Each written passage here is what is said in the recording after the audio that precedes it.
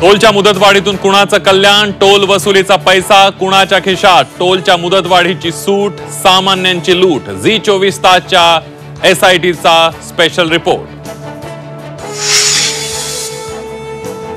भाजप आमदार सुरेश धसांनी घेतली धनंजय मुंडेंची भेट. मुंडेंच्या प्रकृती संदर्भात विचारपूस करण्यासाठी भेट घेतली.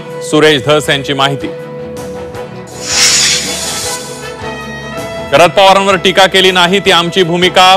पवारांविषयीच्या वक्तव्यावर राऊतांचं स्पष्टीकरण.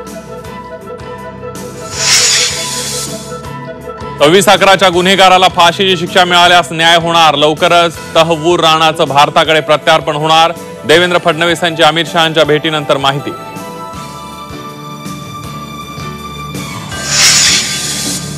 ₹1 भिकारीही घेत नाही. ₹1 आम्ही विमा देतो. कृषी मंत्री माणिकराव कोकाड्यांचं वादग्रस्त विधान.